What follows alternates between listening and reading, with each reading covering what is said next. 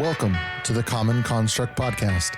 This is episode 2, and I'm your host, David Morgan. Our guest today is Dr. Will Boyd. Will is an engineer, a professor, author, businessman, pastor, and gubernatorial candidate in the 2026 race for governor of Alabama.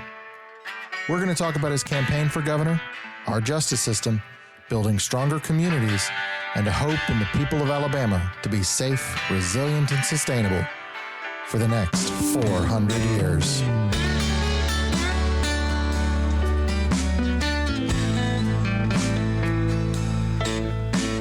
Everybody you meet, whether you agree with their lifestyle, their orientation, their background, where they were raised, they are a human being like you. At the end of the day, they want clean water, clean air. They want opportunities like you, like me.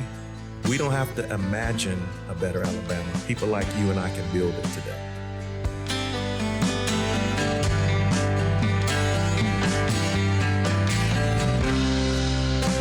Government jobs are not adjusting for the economy right now. And we're losing EMTs and 911 operators and police officers and firefighters. We're losing them to McDonald's. You can have a person who faces something as tragic as cancer. The last thing that they want to see is a $100,000 bill on the other side. Healthcare should be affordable. It should be accessible. Paying your taxes should not be a thing that you fear. But at the end of the day, I want the standards of living and the quality of life to be improved for everyone.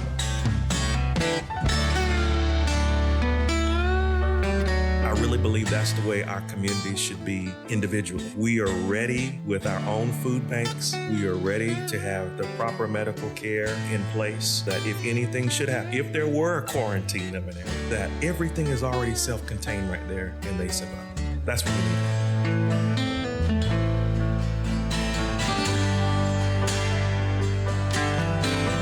Some people just don't make the right decisions and the right choices. But when they see what they can become, when they feel their opportunities that are there for them, they're willing to try. And I think that's how we start off even in 2027. I believe it's going to be historic because it's going to show people who thought they never had a chance to succeed that they do.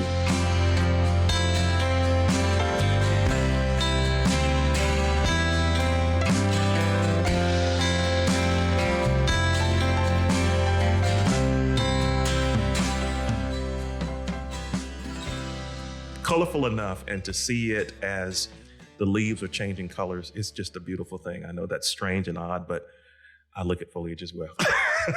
Love to see it. That's good. I went to summer camp in the Boy Scouts at Camp Comer in Fort Payne.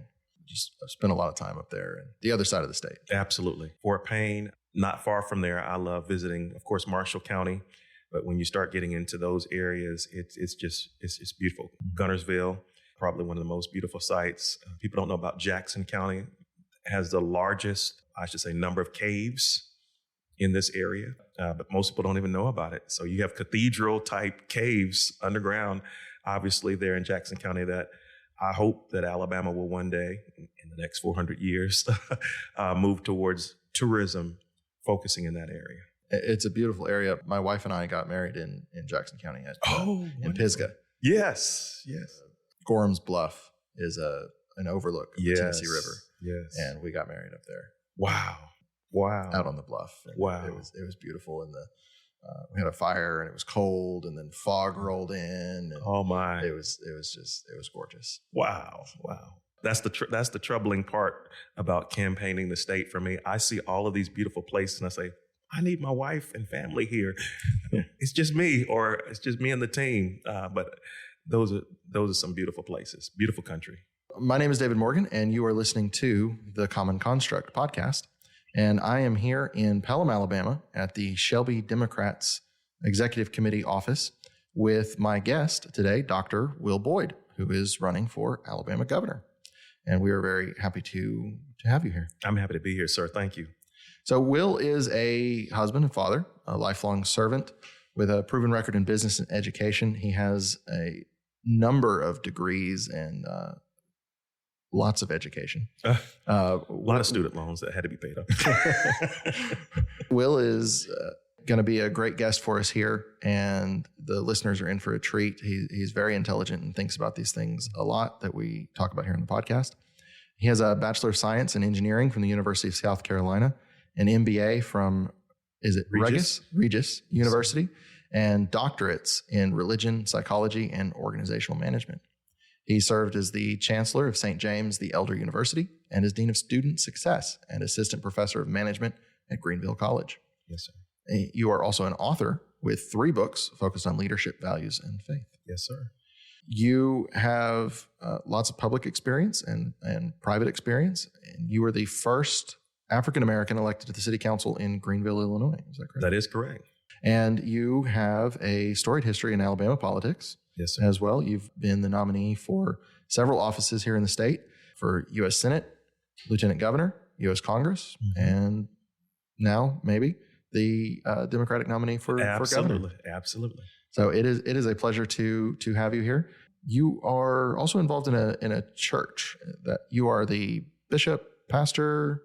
I serve as a pastor of a 166-year-old church, founded in 1859 in Florence, Alabama. But I also serve as a bishop, a patriarch, even a cardinal bishop over churches worldwide. So I have a non-denominational type role that's outside of the church that I don't talk about a whole lot, but I'm probably one of those strange people that has ties to the Catholic Church, the Protestant Church, and a whole lot more. So I'm doing everything to help everybody I can, and even surrounded by people who are atheists. So it's an interesting journey.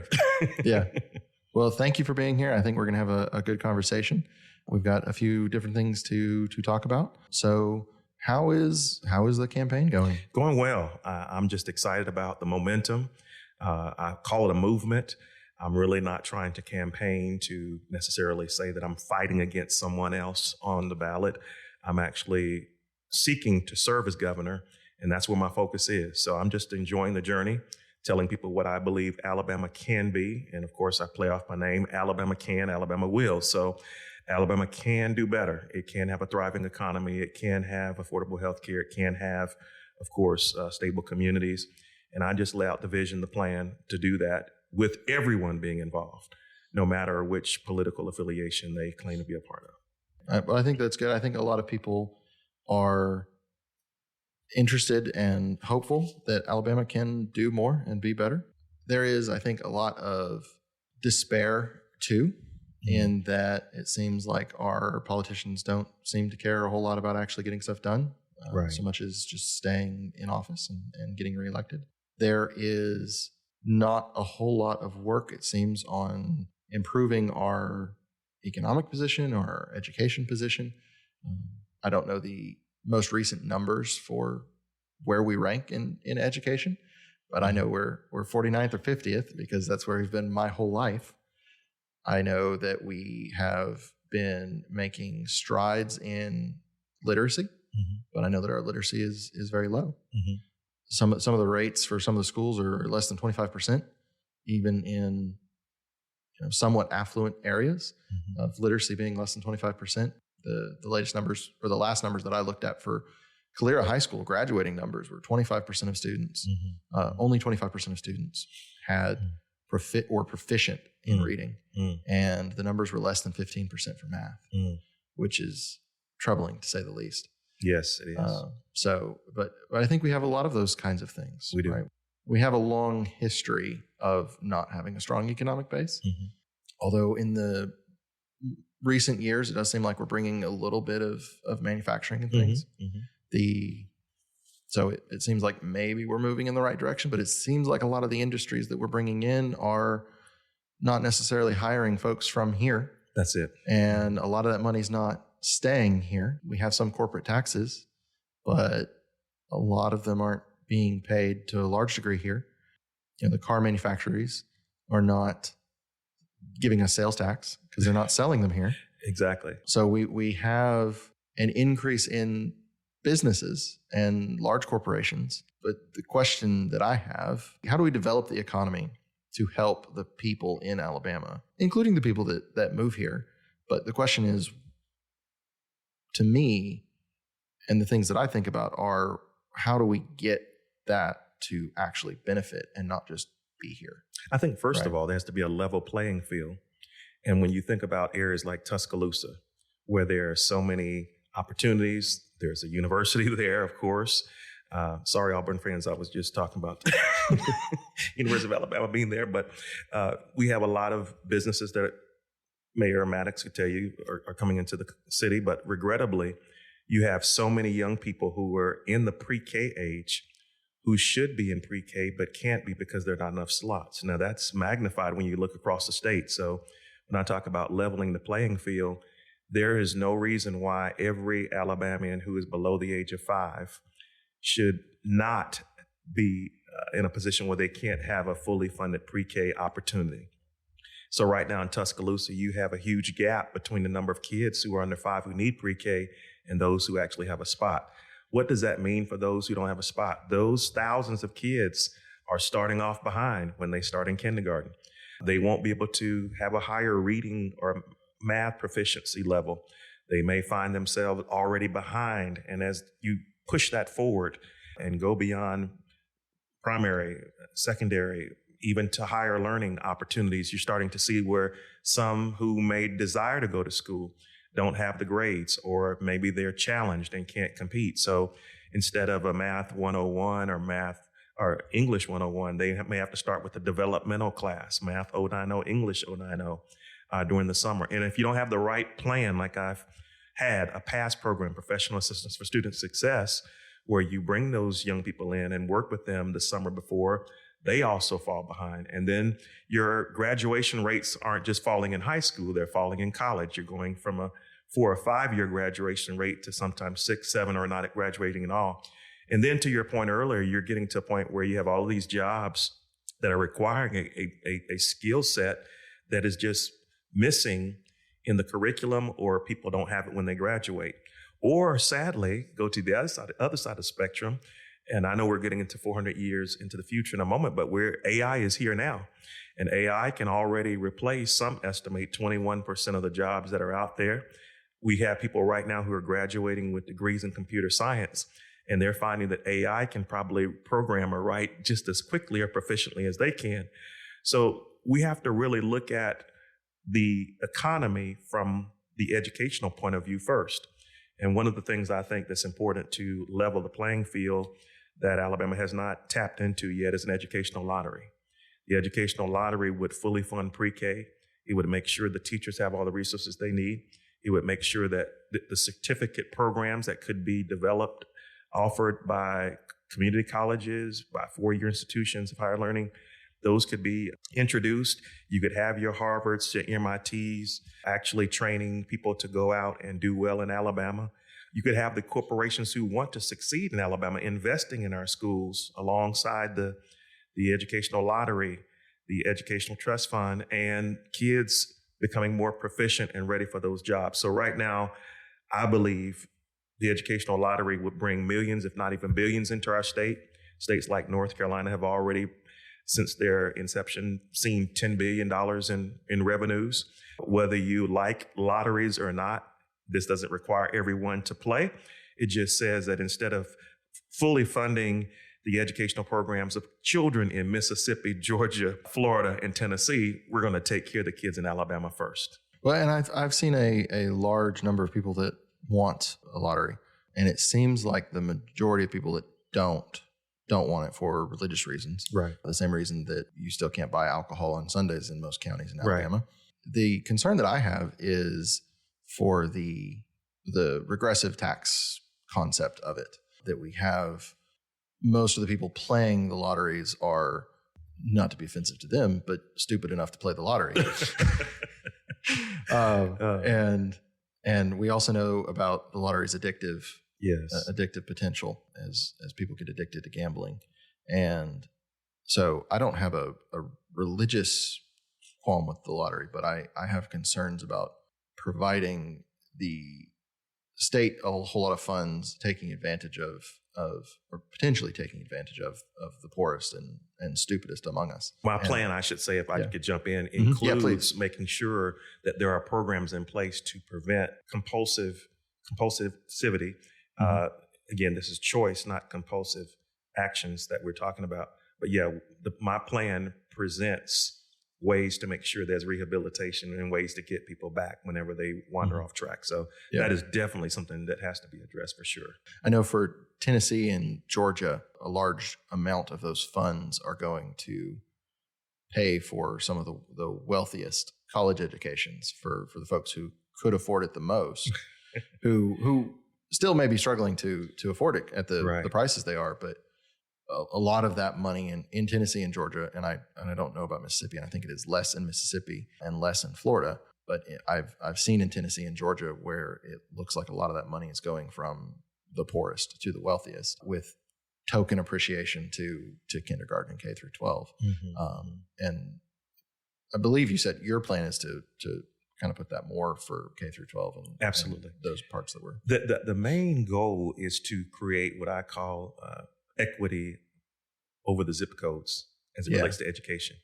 And right now, whether you want to see the lottery or not, you can just take a drive from the north to the south, from North Alabama to LA, right? Lower Alabama, and see that you get in some regions of the Black Belt or even some regions of Lower Alabama and find where there are people who are really struggling. The dollars per pupil is lower and their opportunities are just not there. Right.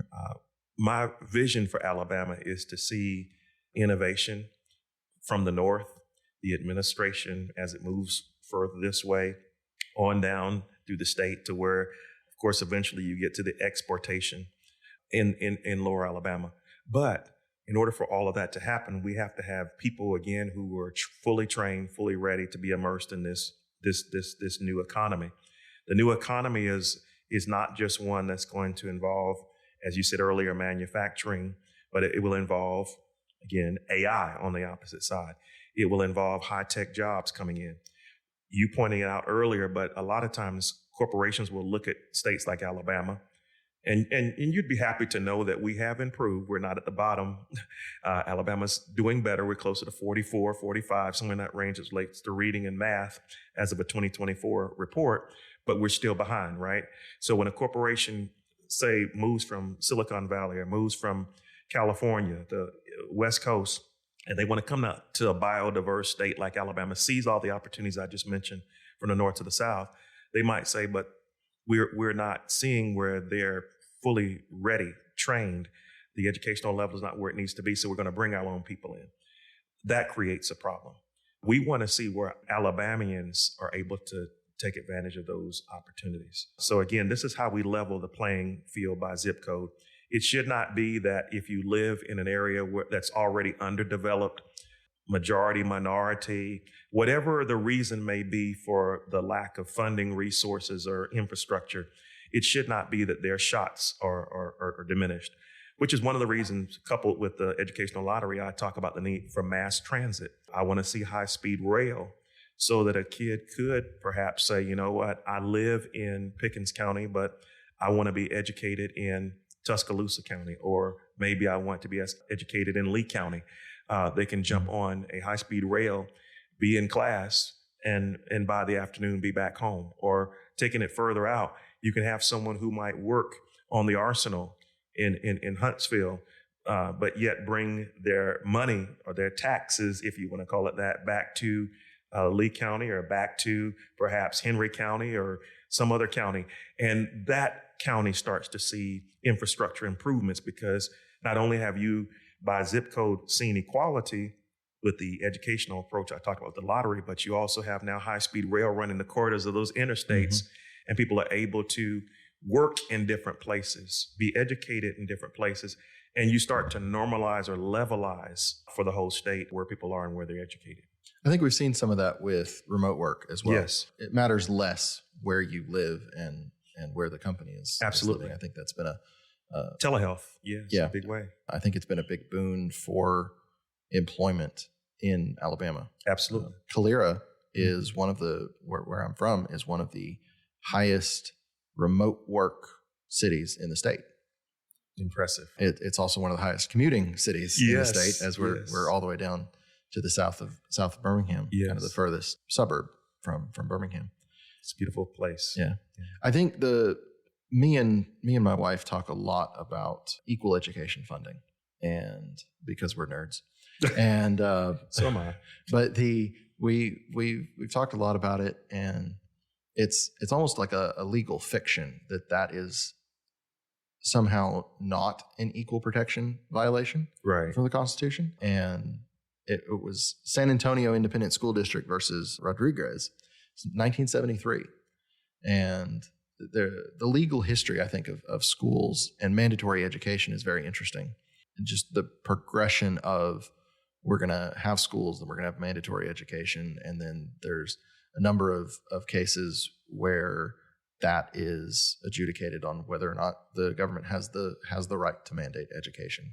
And then if they have the right to mandate education, can they mandate that you go to their school or a private school? And then, now we're doing a lot of cases on school choice. Exactly. And not even just school choice, but kind of this weird charter school, religious charter school that's going on in the Midwest, or trying to go on in the Midwest. And I think it was Kansas or Arkansas had the first case there where the Supreme Court said, no, you can't actually just hand over all of this money to a specifically religious charter school, which I find very interesting, because you can do a voucher program.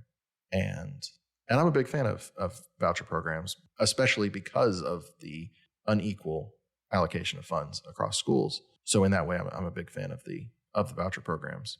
There's a thing I've noticed in government where you have folks who have a wide latitude, right? The Republicans are the ones pushing the school choice in this way right now. And the ability to do it, they can do the voucher programs. They can have a voucher program that covers a large amount or all of a private school tuition. And then that's not enough. They want to go a little, like, there's one specific way you can do it, and you can do as much as you want to do, but we're going to just not do it. Right. I saw this a lot in my public safety career, where police officers have just a ton of authority to stop people for whatever. Right. Right. They basically don't need a reason. No. Right. They can, not that they're making up a reason, or that they can make up a reason, but that the law allows a wide range of reasons to stop people and to question them and to arrest them. Terry v. Ohio is a Terry stop, right? They can stop you on anything more than a hunch, basically, right? Yes. And so often the people that I've worked with, I've seen them do it, and seen online even more, and they have wide-ranging powers if they follow this one little path or a broad-ranging path, and that's not enough. They have to step just outside of that. It's not enough that they can do a voucher and the school can get as much funds as they can recruit students who don't even have an economic burden to switch. They want to give the money directly. The police officers, they can't come up with reasonable, articulatable suspicion of a crime that has occurred, is occurring, or is about to occur. The standard is very low for some of these things. Oh, yes. And I'm not trying to pick on cops or the schools. Just, it's odd to me, and it's something that I've noticed that everybody wants to step just a little bit further. Oh, yeah. Just a little bit further, or just a little bit to the side. Oh, yeah. Two thoughts came to mind, and I don't want to carry this podcast someplace you don't want to go. Yeah. But first of all, people love to talk about separation of church and state. But when you really look at the original intent, it was so that the state did not focus on a particular church. And I see this almost the same way. Whenever the state chooses to give to a group like we talked about in Kansas, versus choosing to make sure education is equitable to everyone, that is almost a violation of the church and state idea that we talked about. On the other side, and I probably shouldn't go here, but... well, and I think that's what the Supreme Court ruled. Absolutely. And mind you, that's this Supreme Court. Yes. Like that was a month ago, 2 months ago. Yes. So I understand that. I really do. On the perspective regarding cops and stepping a little bit over the line, it's not just at a traffic stop in Alabama. And this relates to communities being stabilized. This relates to education and healthcare and everything. We're talking about even the economy. On the other side, Alabama is benefiting from the punishment of prisoners. And so it's not just, again, a traffic cop latitude issue. It gets into even the classification of what's a violent crime in Alabama. You have a lot of people right now. I'm told at the federal level, there are 4 reasons or 4 classifications that would deem something as violent. In Alabama, it's over 50. So you can be stopped for one thing, and you can find yourself all of a sudden a violent criminal trying to fight your way out of a bad case and ultimately never getting parole. And before you know it, when you try to integrate back into society, you can't get into a community that loves you. You have a job that doesn't want to provide you an opportunity to advance. Your voting abilities are perhaps taken from you, if they haven't been expunged, and you can get those rights back if it's not a crime of moral turpitude. So the way I see this whole thing, it all works together. We have an economy in Alabama that is heavily dependent on building prisons. We have some people who are seeking higher office whose goal, and are in office, whose goal is to build bigger high-tech prisons to house more people rather than focusing on rehabilitation, focusing on the economy in a way that we can get more people involved with it rather than seeing who we can get caught in a system that draws revenues for the state. So there are a whole lot of ways we can even go with that discussion, and I hope we can perhaps talk about that as we move forward. But Alabama can do a whole lot better.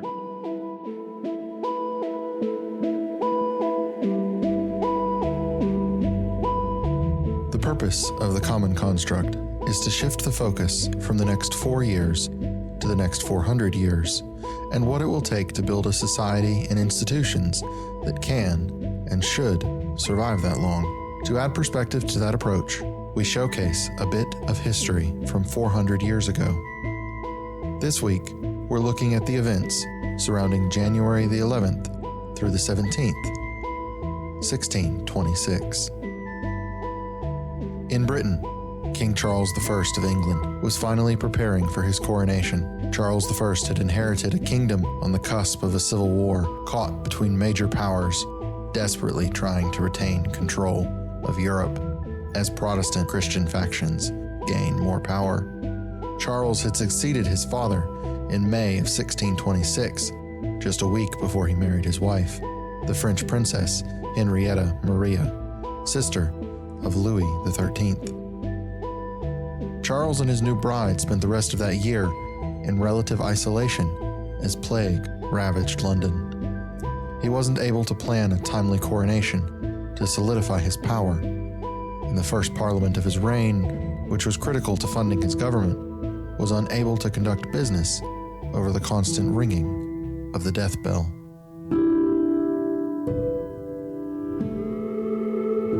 In this second week of 1626, King Charles declared a day of general thanksgiving for recovery from the plague to be held on January 29th. He planned his coronation at Westminster Abbey 4 days later. At the end of the last year, he had arranged for his second parliament to begin 4 days after his coronation. The king had yet to receive any taxation, and his chief advisor, the first Duke of Buckingham, had wasted what little money was in the coffers on an ill-advised and unsuccessful attempt to steal Spanish gold coming from the Americas. Despite the king having given positions of authority to his most vocal critics to keep them from being eligible to run for parliament, he would not be voted the funds in a few weeks.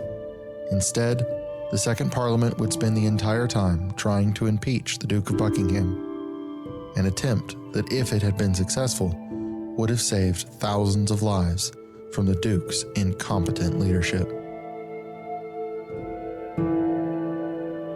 It was around this time, too, that King Charles and the Duke of Buckingham would have had to have started planning on sending Walter Montagu to France to begin contacting dissident noblemen and attempt to organize a French rebellion against King Charles's brother-in-law, Louis XIII of France.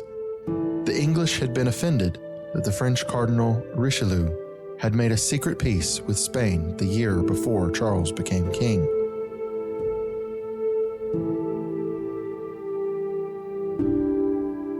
The French had their own Catholic and Protestant issues.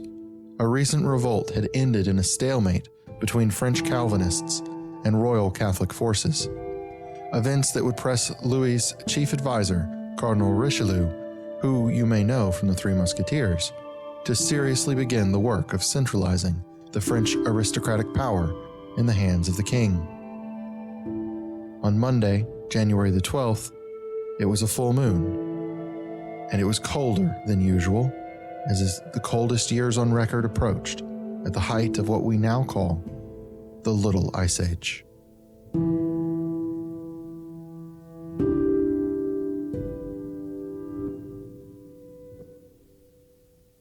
This is something that's very dear to my heart, justice and injustice. Yes, sir. Which this is. It is very important to me. The trends that I have seen in the way that people talk about other people is very concerning to me. There's almost an existential issue in the level of othering that I have seen in the last year. That I have seen people be confused by bonds and confused by parole and confused by trials and justice and due process, but I have not seen the animosity until this year.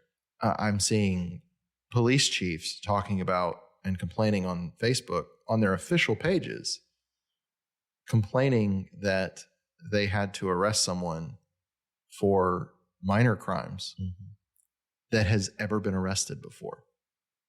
Yeah. Saying they'll keep their opinions to themselves on whether or not that person should have been out of jail. And you get hundreds of comments from the community of people saying that the judge is corrupt because this person who was arrested with no information about whether they were even convicted, no information about what the crime was, and they call the judges and the court system corrupt because that person is ever allowed to breathe free air. And I remember a time not that long ago, there's a West Wing episode where they talk about an eye for an eye, right, in the Bible. And when they're talking about it in the West Wing, and the way that I heard about it growing up in the 90s and early 2000s, everybody talked about it as an eye for an eye is too extreme.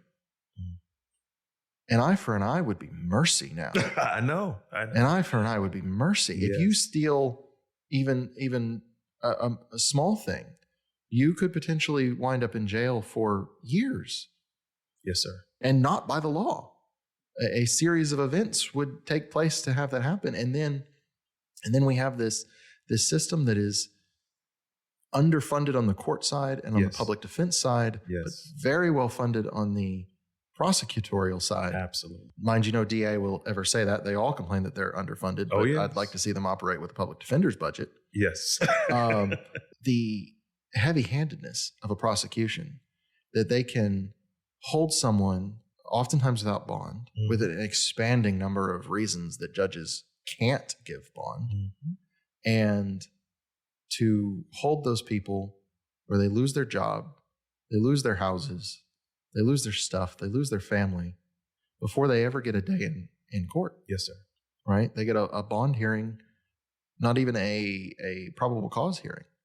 Right? The only thing that I'm aware of, and there may be some others that are worked into the law for Alabama, but the only thing where you're entitled to a probable cause hearing to actually require the judge to lay out whether or not there's even probable cause to have you arrested is for self-defense. So unless you kill someone,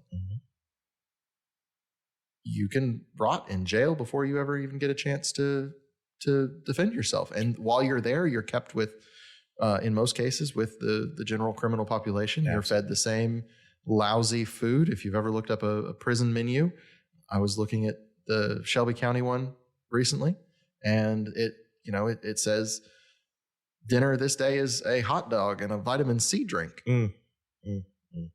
I know someone right now, a mother of 3 in Madison County, who has been behind bars without emotional for discovery over 2 years. Pulled over, didn't have a clue why. We've seen where lawyers have basically just pushed her off to the side, and she's still sitting in a Madison County jail. 2 years. I'm greatly concerned about the bond conditions that we have for, well, one, that there are bond conditions at all. I understand the purpose, but from a constitutional standpoint, the purpose of a bond is only to get somebody to come back. And we have allowed them to become things as if we're trying to protect a community or if we're trying to make it a punishment itself. And for all misdemeanors, we have bond schedules. And the purpose is to streamline the bond process. But what it doesn't take into account is how much money you have, what the resources you have, which means that a bond for $1,000 can be a death sentence for someone in their life for one person and be nothing to someone else. Which just gets us back to affordability and, again, equity, as we just discussed with education. You're bringing out brilliant points here, and that's the problem I have with Alabama. We've made the whole idea of bonds, prisons, paroles, incarceration a profitable business. We don't give people a fair shot at getting out. One of the things that I want to see overhauled in my administration, beginning in 2027, is where we actually go into this parole and prison system with an independent auditor. We start looking from top to bottom, what's wrong, what needs to be corrected. But I have a PTSD approach. I want to look at presumptive paroles. I have a problem with people who are my age and older, who are in prison and they are eligible for parole, but never had the opportunity to be seen, heard. So with the presumptive paroles, particularly people over 50, 55 years of age, going even further to a cap on technical violations. You can have where someone is not just pulled over and stopped for any particular reason, but you can have someone who is truly a non-violent offender, if you want to call them that, and they are in a state where perhaps they were going to pay a child support bill, and maybe there was a government shutdown, or maybe there was a case where something technical caught them up, and yet they're in a case where they're stuck. They can't go anywhere. So presumptive paroling, cap on technical violations. The S is a 60-day period where I believe if you're up for parole, within 60 days, you ought to have that hearing. Within those parole hearing periods, I believe we've seen in Alabama where people have been denied or overlooked. They've never made it on the schedule, on the docket, whatever it may be. And as a result, we have a lot of people who are waiting for parole. So I want to see a rapid parole process. But beyond that, I would like to see, relating to the S again, 60 days, the window they need to be heard, but also a 7-day written notice or a 7-day summary, whatever the legal term may be, explaining what took place in the hearing. And then lastly, being data driven. You and I both joked about being nerds. If we looked at the data and we looked at who's incarcerated, we looked at who's paroled, we looked at what the offenses were, we look at how much it costs to house prisoners in Alabama, that data ought to drive us to make different decisions. And so just coming with this type of bold approach, I believe will cause us to see that the parole system will change. We'll see more people parole, and just moving a mere 2,000 people out of prison that should not be could save the state millions of dollars every year. We're always thinking about revenue opportunities that we've missed, but what about all the dollars that we're creating or bills that we're creating housing prisoners that never should have been in the first place? So I believe when you've done the crime, of course, you do the time. I believe there's some people who deserve to be in prison for the rest of their lives who've done some horrible things. It's not me saying that I don't believe there should be a prison system, just the opposite. I'm saying we need to have justice, but not the injustice that we're seeing in Alabama right now. Right. I think if anybody wants to get a different perspective on the whole prison and parole system, there's a documentary called The Alabama Solution. Go out and check it out. There's a lawyer from Florence, a friend of, I call him a friend, his son and my son played together. His dad and I served together on the Lauderdale County Democratic Executive Committee, but his name is Will Sherritt. He's a civil rights attorney. He's in the Alabama Solution documentary. And I don't want to give away what's in that documentary, but you have something that was in the form of an injustice for a Caucasian male who ends up dying, and an African-American person who knows the truth. But before that African-American person can ever get out, because he's trying to follow the plan for his exit, right? Dotting every I, crossing every T, doing everything he's told, you'll see in the documentary what his fate was. Mm-hmm. So people aren't just dying in prison systems because of the horrific conditions, the food they may be receiving, the You don't even want me to talk about what goes on in a women's prison as it relates to people who have bodily fluids that may be around, lack of sanitary products, people who are just dealing with all kinds of things from flu, COVID to other, I'll just say, transmittable diseases. They are right there all in the same population without a regard for protection. So this is a nasty business, but it's become a profitable business. On the other side, you mentioned a chief or a sheriff earlier. We have some privatization of prisons where we're seeing the private business may be getting the going rate or the wages per hour that a person should comfortably get on the outside, but those private institutions don't pass those dollars on to the prisoner.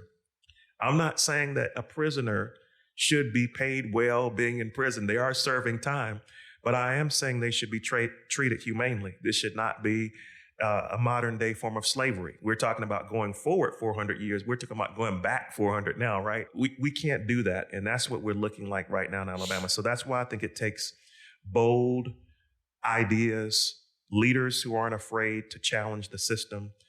You know, we're going to talk about the system and how people are just content having it the same way. But in order to do something different, people like you and I have to step in, and we have to introduce the changes that were needed to move us forward. I think, especially for this show, I think it's important to note that a lot of the laws that people are being incarcerated for years and decades that have a dramatic impact on someone's life. I think there's a lot of people who are fine with people being in prison who could not imagine what it would mean to lose 10 years of their life for some of these very minor crimes. Right. It's very outsized punishments, and outsized punishments on the end of ridiculously drawn out trial periods, often with a very heavy-handed prosecution and plea deals being offered with the threat of increased charges if you don't take it. Absolutely. And charging significantly higher to begin with than what it should be. Mm-hmm. There are so many laws. There's a very worrying trend of turning a lot of different things into felonies.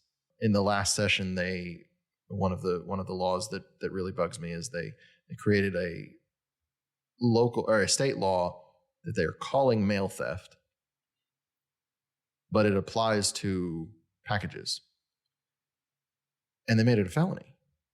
It doesn't matter if it was a 25-cent 3D printed part. It's a felony. A felony. Yeah. And a lot of the elements of it reduce the burden of proof, that not only of your intent to steal it, but even that you stole it at all. In several of the cases in the law, mere possession can be a violation. And so there's a number of people that are specified who, none of which require prior prosecution, but they're claiming that this is a repeat offender in this, but they don't have to have been prosecuted or convicted. The mere possession of a package with someone else's name on it is a felony. Mm-hmm. And not even as a rebuttable presumption. It's a felony. It's felony. And if that person receives a package at the wrong address and is walking it over to their neighbor's house, which happens to me every 2 weeks. Yes. That's a felony now. You're in possession. And I don't love all of the things that we're creating as felonies, but that is a real burden. It's not just the time spent. It's not just the labor that's being forced. It's not just the isolation from family that is so already outsized, but the time that's lost that really, really gets to me. The outsized impact of what it is, and the unfairness and the injustice of it. That even if you were in a Holiday Inn for jail, just losing that time, our economy is so low that for the vast majority of people in this state who are struggling to make rent, who are barely feeding their family, to take 30 days. Yes. You can lose a job in 30 days. You can lose. Yeah, absolutely. We used to have, 1 in 30 or 2 in 60, whatever it may be, when you don't have a reasonable reason why you're not at work. That could cause somebody's livelihood. That could cause a family to unravel and be destroyed. You mentioned and you don't even have to be convicted. You don't have to. You could just not have the money to make bond. There you go. You could lose on having to go to court. Absolutely. Right? Even our municipal courts, if you want to fight a ticket, you have to take off work all day long because they won't schedule you. You have to show up. You have to show up without a phone. You have to be quiet. And so you're completely disconnected and cut off for the day. Mm-hmm. And you sit there and it's not even a trial of record. So you're going to call me a conspiracy theorist now, but you and I are talking about things that we can construct or deconstruct relating to a 400-year process, right? But I believe someone has thought this through. And there's a reason why we're seeing these laws. And the reason why, again, I mentioned the prison system is the way it is. We talk about Project 2025 and other projects as well, but someone has taken the time to figure out what can we do for this group to prosper and this group to always play catch up. African Americans, people of color, for an example, we could talk about 400 years in the future, but right now, African Americans or people of color are 500 years behind. It would take us 500 years to catch up with our counterparts in the current structure and construct that we're in right now. So it's going to take a leveling of the playing field on so many levels. I'm a Star Trek fan, right? So one of my highlights actually a few years ago was meeting LeVar Burton. Nice. He plays, I think, Lieutenant Geordi LaForge, Next Generation, yep. But also everybody knows Reading Rainbow. Yep. Yeah. So, and a number of appearances. Side note, shouldn't tell you this, but when I met him, me and my wife were in New York for my wife's company event. He was coming in to discuss things like book banning and to highlight, showcase some people who are writing. But when I saw him, he didn't know this, but remember now, Next Generation was 1991. So we're talking about me seeing him in 2025, right? 2024, 25. When I met him, I had on this nice suit, but I pulled out an action figure of him from 1991. And he was like, oh, goodness. But you think about how far back that was. The reason I brought up Star Trek was to say this. One of the things I love about Star Trek, Gene Roddenberry's mind, was when you look at that United Federation of Planets approach, you have people who look differently, people who have different languages, but they have a universal translator that unites them. They have a federation that bonds them together. They may have web feet, or they may have different shades of skin, different heights, different ways that they do things, but they all respect one another. They put on the same uniform. I know that's sci-fi, but that's the reason why I like it, to be honest with you. That's what I want to see 400 years in the future for Alabama. I want to see a state where you can see that we're different, right? You can see that we have different eye color, different hair texture. We might have, Lower Alabama versus North Alabama. But look, we're the same. We're unified. I don't believe there should be cookie cutter approaches, but one of the things that's troubled me about Alabama is this nativism approach. If you don't look like me, talk like me, you're not in the club. And so that's what I think we have to really dismantle, deconstruct as we move forward 400 years ahead. We have to just totally get beyond everybody's being siloed by, again, the zip code, siloed by your level of education, siloed by your political identification. Let's say we're all one people. We're one community. We're one state. When we come to that type of thinking and mindset, I firmly believe Alabama in 4 years can be a state that others look at and they're really saying, hey, I want to move to Alabama. Right now, Alabama, because of our funny ways of doing everything we just described, we are a welfare state. For every dollar we send to the federal level, we're asking for 3 or 4 back. Now, that should not be in 2025 if we're as economically advanced as we claim we are. When we show people that we are inclusive, when we show people that we embrace diversity, when we show people that we don't want to divide people up based on certain orientations, whatever they may be, even sexual, then we get into a place where people say, you know what, I want to bring my business there. It's a great place to raise kids. It's a great atmosphere. There's a lot to do. That's where I want to be. That's what I'm trying to do even with Alabama now in 2027. I'm trying to say that's the Alabama that's possible if we all work together. I agree. We've got a number of those issues, economic and education and justice, that have to be considered when you're deciding whether or not to live here, whether to continue living here or whether to move here, whether to bring your business. And it's not just all taxes. I think there's an idea that a lot of the politicians that we have now think that, well, if we give the right tax incentive, we'll get a business to come here. But a question is, are you going to lose all your employees? Are they all going to get arrested? Are we going to be able to get anyone who's willing to take that risk to move here? Yes. And as we have folks graduating who've been raised here, are they trying to get out? Are they trying to escape? Absolutely. Not just leave and go somewhere for a better opportunity, but are they trying to escape? And I think we lose a large number of what would be our most productive citizens because they don't want to live here, and not because of family values or all of the things that are said, but because a lot of community stability and economic certainty and everything else comes from reliable, consistent approaches to things. Absolutely.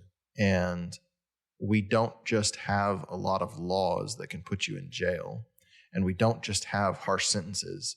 We have inconsistent laws and ambiguous laws. That's right. And inconsistent sentences, right? Disorderly conduct is a great example, right? We modified it recently, so now it includes blocking traffic. But it doesn't define how you go into that. The disorderly conduct statute is a number of different things. And the standard is that you knowingly caused annoyance in certain circumstances. So we've criminalized annoying people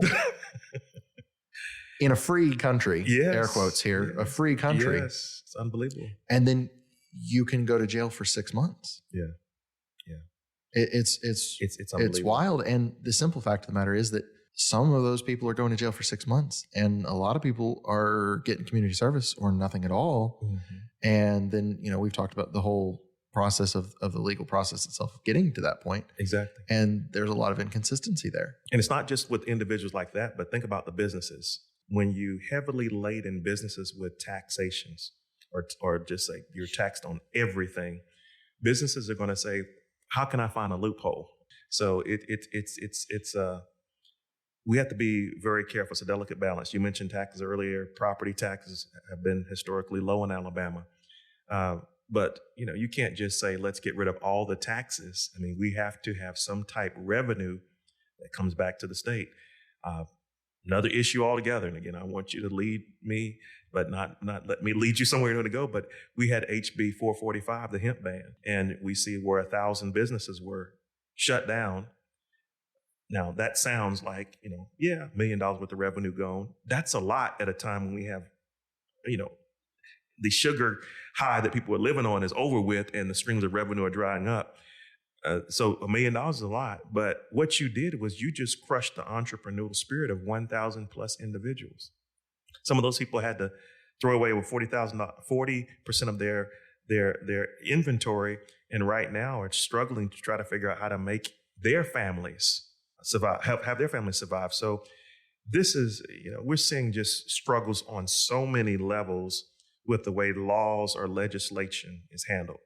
In the last legislative session, there were over 900 plus bills that were introduced between the House and the Senate. 600, I believe, made their way through. But you have to stop and ask yourself, are these really to progress us 440 and 400 again? Or are these to get us back, where we were? I don't need to talk about the Alabama Constitution and being the longest in the world, but we keep on saddling Alabamians with more and more laws, more and more hurdles to clear. And again, the bigger picture is people don't want to come here. We have a lot of work to do. And I think the work is doable because it is. We can identify these things, right? We know that other people, other countries, and other states are able to get it right. Yes. And I don't think they're better than us. No. And I think we can do it. We have to identify it. We have to address it, and we have to do it. And then I think that's that's part of humanity, right? Absolutely. And that's kind of the premise of this show too, is that the institutions that exist, the constructs that we share in common, are not existent outside of who we are and what we think about them, right? And so if we stop maintaining them, they will fall apart. And that's our economic system. Mm-hmm. That's our justice system. It is. Those are our communities. Yes. Right? The community isn't real, right, in any sense beyond what we believe it to be. Absolutely. Right? And I think that's an amazing thing. I think it's a superpower. Like I think, I'm not saying it to dismiss it. I'm saying is this marvelous thing that we've created that is subject to entropy. It falls apart without us. There you go. And yet it's just a thought. It's just right. And we have to maintain it. We have to believe in constitutional rights and human dignity, and recognize that the things we're putting forward, or the things that our economy goes to now, are not necessarily what they have to. Mm-hmm. That we can choose to be more just. We can choose to be more caring. Mm-hmm. If we look at the community and say, well, it was better when I was growing up for being able to walk to your neighbor's house and talk, or whatever aspect of it, we can choose to take the good and leave the bad of both then and now. Mm-hmm. Mm-hmm. Right. And so I think that's what we have to realize and work for, mm-hmm. and go for. And we see where countries and states do it right, and we should research them and copy them. And in a lot of ways, we're kind of in a good spot, mm-hmm. because in a number of ways, we have nothing to lose. Right. And so we can only go up, right? That's right. If you completely overhaul the education system, completely overhaul the prison system, completely overhaul the economy, it's not going to get worse unless we do nothing. That's right. And so I think there's opportunity there that we can take. I think it was Forbes who said, when things are bad, you can take comfort in the fact that they can get worse. And when they get worse, you can take comfort in the fact that they can only get better. Yeah. But, you suffer brain drain when people are caught.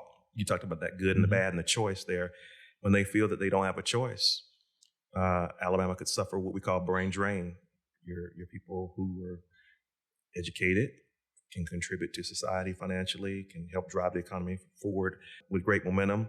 They go someplace else. They may even leave the country, which is one of the reasons why with that money I talked about earlier from the lottery or from the equity of education, we have to figure out ways, and people may hate it as it relates to student loan forgiveness, but offer educators who want to teach in Alabama perhaps a $15,000 public service loan forgiveness program, and say for every year you choose to stay in Alabama and teach, the state of Alabama will wipe out so much of your educational debt because you are contributing back to, you're giving back to this community we're talking about, right? So I think we have to be creative and think outside the box. It's not just pre-K, it's not just the students who need certificate programs or a degree program. It's also the educators who I see struggling. I mean, I have 2 kids in college, me and my wife, and we have one in junior high. And when my son started school 20 plus years ago, right, it was interesting. The list might have been, I don't know, bring his lunchbox if he wants it. And that's about it. Bring a sharpened pencil, maybe, not too much more. By the time my daughter came through 4 years later, the list was growing a whole lot. Maybe you need pencils and you need perhaps some paper. By the time you reach my youngest daughter, starting elementary school, you wouldn't believe the Walmart list or the Costco list. We had to bring paper, sanitizer. We had to bring boxes of tissue, paper towel rolls. The list went on, and we're thinking, well, what do my tax dollars pay for? I'm bringing the whole store to school. But, those teachers, you think about them on the other side, not only are they trying to make sure their kids, seriously, in my full disclosure, I'm an educator also. My brother was the youngest superintendent in the state that I was raised for a number of years. My dad retired as a superintendent. My mom taught, me and my wife taught. So education is important to us, but think about that educator who is wondering whether she, number one, has enough supplies for the classroom to stay healthy and safe during the day. They need the sanitizer, they need the wipes, they need the paper towels. But At the end of the day, when the bell rings, they're running home, changing clothes, and they're going to work at the local mall because they don't have an equitable salary. I just talked, matter of fact, I believe it was one of the places you and I visited frequently. And one of the people there said when he and his wife moved from the state of Florida to the state of Alabama, a teacher, had to take a $50,000 pay cut just to come to Alabama. Wow. That's a person's salary. That's a household income in Alabama. So we have to really think about, again, where we want to go, what this should look like. And I think beyond the zip code equity, I think we need to get even teachers at a level of equitable pay. These are the people who train the kids who end up becoming the students that go to MIT. These are the people who train the young men and women who, like my daughter starting nursing school next week, become the nurses, the nurse practitioners, the physicians, the lawyers, the doctors, the EMA administrators, the people who are like you. So we need to not beat up the microphone, but we need to make sure that there's equity all the way around. There were two things that I saw as a 911 director that I felt were very important to having the right employees. And one was from a benefit standpoint. So it was easier for me to provide a benefit than for an employee to do the same. And not just from the tax perspective, although that was very straightforward. I don't have to pay taxes on it, and they do. But that the percentages, the value that it's placed, it's easier for me to pay a larger portion of healthcare than it is for the employee to pay that same percentage. Exactly. The percentages don't work the same both directions. That's good. Right? So it's a lower percentage for me. Just adjust it to the amount of money I'm paying for the employee. Every dollar that I'm paying is worth less to me than it is to the employee. You're right. And that's the way it works with debt forgiveness and education incentives and gym memberships and anything else. If I am able to provide it as a benefit that most of the employees will take, it is more beneficial for me to provide it than for them. Absolutely. And then also I have a negotiating position. So I think there's a lot that the state can do and the local governments can do to be strategic and provide that outsized benefit, greater than the sum of its parts. That's beautiful. What I have seen is that for government employees, we're stuck in this idea that we need them to work constantly. We need them to work at least 40 hours a week. We need a certain benefit and we need to pay them as little as possible. And I don't think that's true. No, sir. I think we need to be competitive. Mm-hmm. I think that we have a growing problem right now in that government jobs are not adjusting for the economy right now. And private businesses are, and we're losing EMTs and 911 operators and police officers and firefighters. We're losing them to McDonald's and Buc-ee's. Yes. These are highly trained individuals who we need, and we are losing them to the bottom rungs of our employment economy. Exactly. And that's a crisis. It is a crisis. And I say that, and one of the greatest things for leadership that I ever figured out is as I was beginning that job, I looked at lots of leadership books and materials, and I have a heavy background in leadership to begin with. And the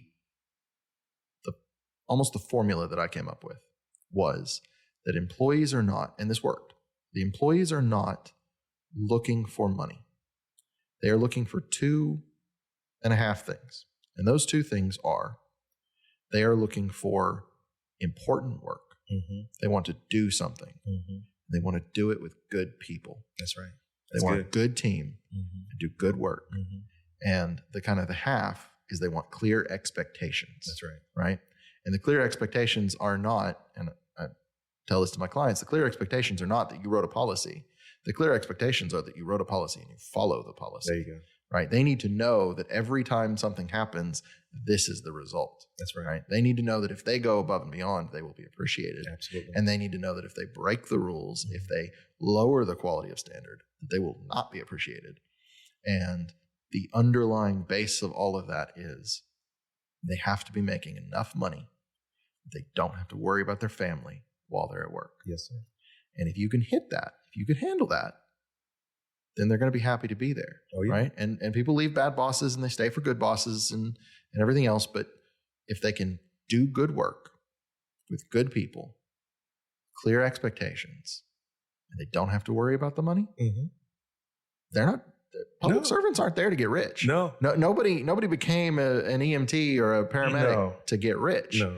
And everyone in those everyone in those communities are doing it to help people. We need to appreciate that fact, right? Absolutely. And we've got this issue, and this is my second point. When we divorce responsibility and authority, we get employees who cannot be invested in what they're trying to do.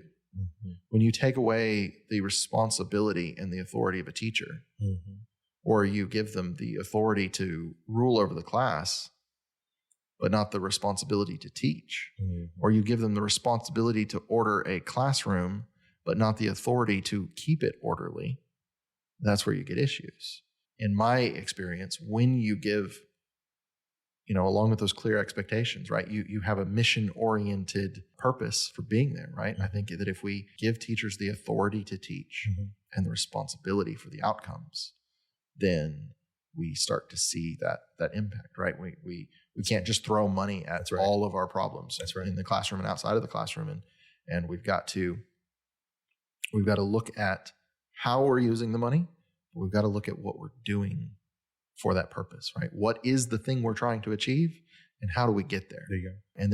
And then we can look at the science, right? Absolutely. We can look and see that poor nutrition and poor sleep and sending kids home with homework all depreciate scores. Absolutely. And so we can say, do we want to throw money at administrative salaries or even teacher salaries when maybe the impact that we could have is in nutrition? There you go.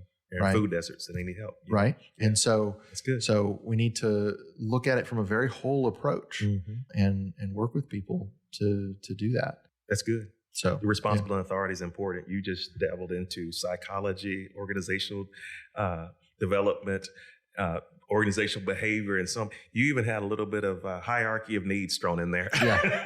Yeah. But people want that self-actualization. They want to know that they're not only at the basic level safe, but they want to know the expectation of what the rewards are.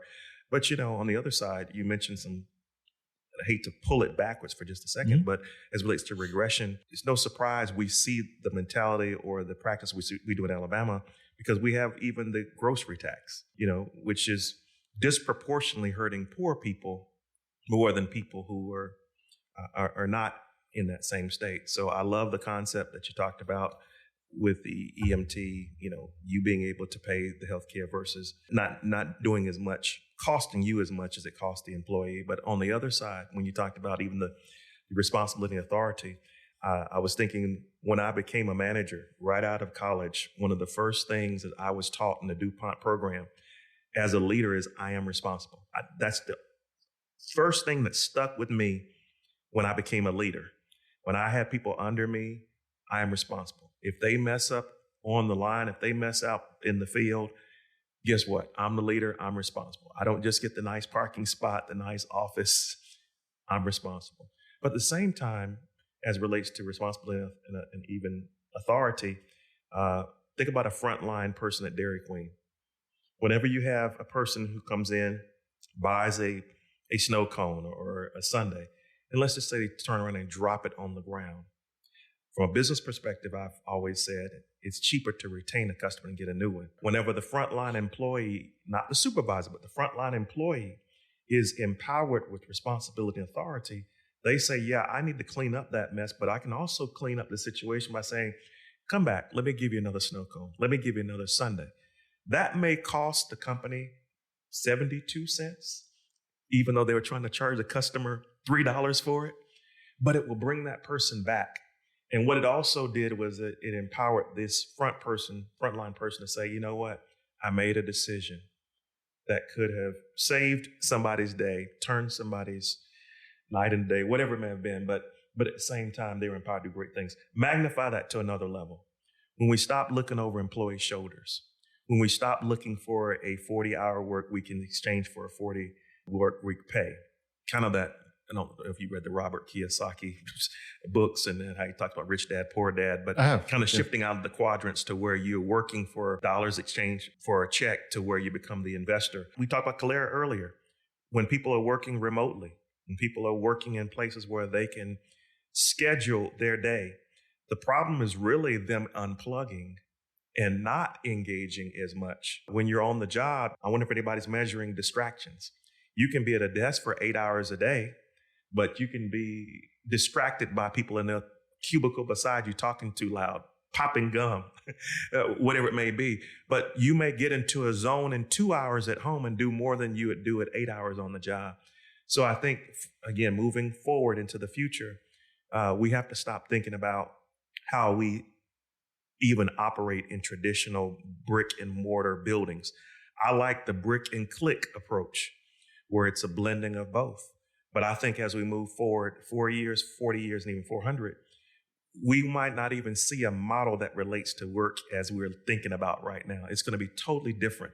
Even the concept of money is not even around in 400 years, right? From my perspective, whenever we move in the direction we want to go, just making sure that people who are entrepreneurial, people who want to work are rewarded for their ideas, again, brain gain. But people who are lazy, don't expect them to get rich, but I don't expect them to also die in my presence. Some people just don't make the right decisions and the right choices. But when they see what they can become, when they feel their opportunities that are there for them, they're willing to try. And I think that's how we start off even in 2027. Even with our election this cycle, I believe it's going to be historic because it's going to show people who thought they never had a chance to succeed that they do. And I'm not just talking about African Americans or a Democrat or a person who's leaning more left than right, or a person who's in, an area where they don't have wireless network, no broadband. I'm just saying there are people who I think will look at people like us and say, you know what? If a David Morgan or Will Boyd is willing to try it and they're succeeding, I can try it too and I'll do well. So that's why I'm excited about our future. I think we're going to see great things beginning this year and even in 2027 and what is it, 24, 27? It's going to only get better. So one of the most important things for us to be able to do those things, there's the government aspect of it, but there's the community aspect of it, right? And the government has a large outsized impact on the community. And you talk a decent amount about the stabilization of communities. What are the things that you see, and this is important to me too, especially from my 911 and emergency management background, is that the strength and resiliency of our communities before an incident, before a disaster, for a crisis, is what matters the most for that community's resolve and resilience to bounce back. What are the things that we need to do, not just from a government perspective, but including the government perspective? If you become governor, what can we do there? But also just what do we need to do? What does the listener need to do themselves to help foster a better community?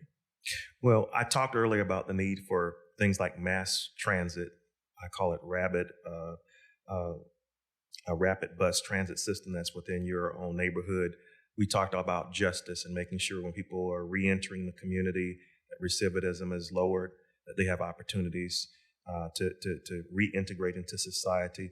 But I would like to see, as it relates to resilience and us bouncing back, Alabama doing better, I would like to see by 2027 us have an infrastructure that has broadband in 97% of our state.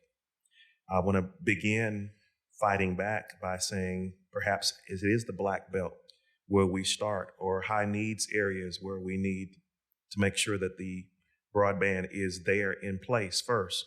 And I don't want to go too far into it right now, but I've already entered discussions with people who work for a very large company about how we can move forward with this type of plan. There are already states, even like my home state of South Carolina, where I actually was born, that actually did this, set out a plan, and they're moving forward. We are seeing counties, and I frequently talk about counties like Pickens County, where the response time is an issue because we don't have rural hospitals in place. You've heard me perhaps say that if a person's hurt in Aliceville, they have to travel an hour to Tuscaloosa to actually receive medical treatment. You've heard me also in Shelby County talk about 314,000 plus Alabamians are in ambulatory crisis. They can't get to an ambulance if they wanted to in a 5-minute period. But let's go look. And Shelby County is a great example because Shelby County is the wealthiest county in the state, and you can't have a baby in Shelby County. We have 1 or 2 hospitals, and none of them have maternity wards. Maternity mortalities are increased. Infant mortality increases. You start to see where the health of the mother during the pregnancy is challenged. So you brought up not only the issue of ambulatory crisis being an issue, but we've talked about jobs earlier in Calera, but we have an issue where a lot of people are 45-minute commute time away from their offices or away from their workplace. So communities being stabilized involves not only having broadband there, but I believe it also involves making sure that there's a way they can, within a matter of minutes, get where they need to go. The hospital, the job, the police department, the DMV, place to vote, whatever it may be, communities need to be places where the resources that they need are within reach. So this is what we have to do to do that. There are a lot of ways I believe our communities are struggling right now in Alabama, but my solutions, I believe, will help us see more money invested into the community levels. From an EMT point of view, from police point of view, I would like to see federally qualified healthcare centers in counties and more hubs for police and emergency management personnel around. I've even talked to people. I want to say I was closer to Anniston the last time I had this conversation. I've talked to people who traveled with FEMA, who've worked with FEMA, and they talk about how to prepare for emergencies in advance. I would love people like you and I to go into counties and discuss what a budget would look like for a crisis when it occurred.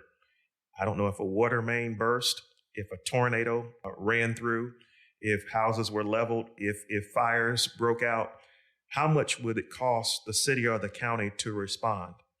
Make sure those dollars are in place. If they're not there, this is where there needs to be a nexus between the governor's office and those county commissioners. And the money needs to be in place to have an adequate response.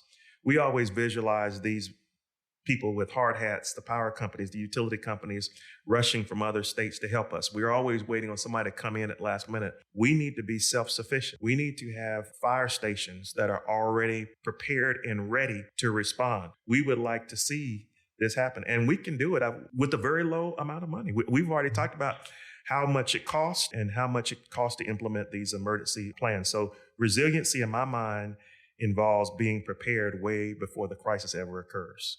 And I believe you can touch on that a whole lot more.